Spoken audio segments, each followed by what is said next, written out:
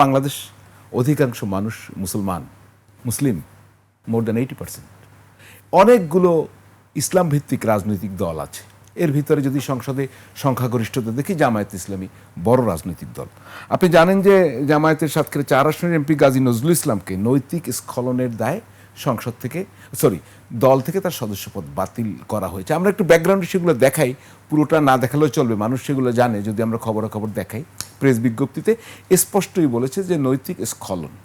এখন ওনার সংসদ সদস্যপদ থাকবে কি থাকবে না সেটি আমার এখানে আলোচনার বিষয় না।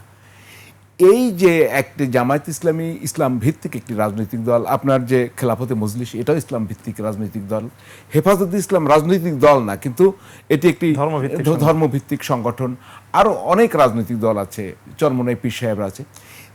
একটি রাজনৈতিক দলের এর আগেও উনি এমপি ছিলেন, কিন্তু দীর্ঘ পরীক্ষিত লোকের এই ধরনের আচরণ কোনো ইম্প্যাক্ট তৈরি করে কিনা আমি সেটা আপনার কাছে জানতে চাই। স্বাভাবিক, এটা তো যে কোনো একটা এই ধরনের ঘটনা মানুষ এখানে শক হয় এবং মানুষ হতাশ হয়, মানুষের মধ্যে বাজে একটা ইম্প্যাক্ট পড়ে।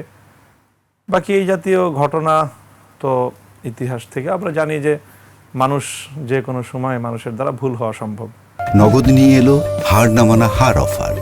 সর্বনিম্ন 10,000 টাকা রেমিটেন্স নগদে পাঠালে থাকছে স্বর্ণের হার জেতার সুযোগ। অনেক বড় মানুষের দ্বারাও এরকম ভুল হওয়া সম্ভব এবং শুধুমাত্র পৃথিবীতে যারা নবীগণ তারাই যাবতীয় ভুল থেকে সুরক্ষিত।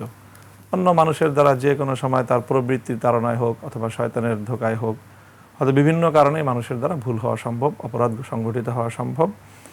কাজে সেই ধারাবাহিকতা এরকম একটা ঘটনা ঘটেছে, এটাই মনে করি আমরা। ধরেন ইসলাম তো কারোর রক্ষার উপরে নির্ভর করে না, সে নিজেকে রক্ষা করে, আমরা বলি সব সময়।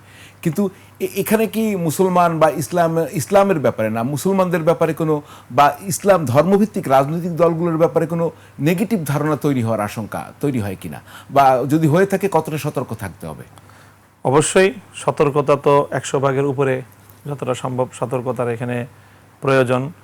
বাকি ওই কথাটা যে ইসলাম কারো রক্ষার উপরে নির্ভরশীল কিনা, বিষয়টা ঠিক এরকম না। এখানে ইসলাম আল্লাহর জমিনে প্রতিষ্ঠা করার একটা দায়িত্ব মুসলমানদের রয়েছে, ইমানদারদের রয়েছে। কাজে ইসলাম রক্ষা পাওয়া তো বড় বিষয় না, বড় বিষয়টা হলো যে আমরা আমাদের দায়িত্বটা অ্যাজ এ মুমিন, অ্যাজ এ মুসলিম, আমি আমার দায়িত্বটা পালন করতে পারলাম কিনা। আমি যদি আমার দায়িত্বটা পালন করতে না পারি, আমরা যদি আমাদের জাতিগতভাবে সেই দায়িত্ব পালন করতে না পারি, আমাদের ভূখণ্ডে ইসলাম প্রতিষ্ঠিত থাকবে না। আল্লাহ পাক অন্য আরেক ভূখণ্ডে যেই দেশের মানুষ ইসলামের প্রতি তাদের দায়িত্ব পালন করবেন, সেখানে ইসলামকে আল্লাহ পাক রক্ষা করবেন।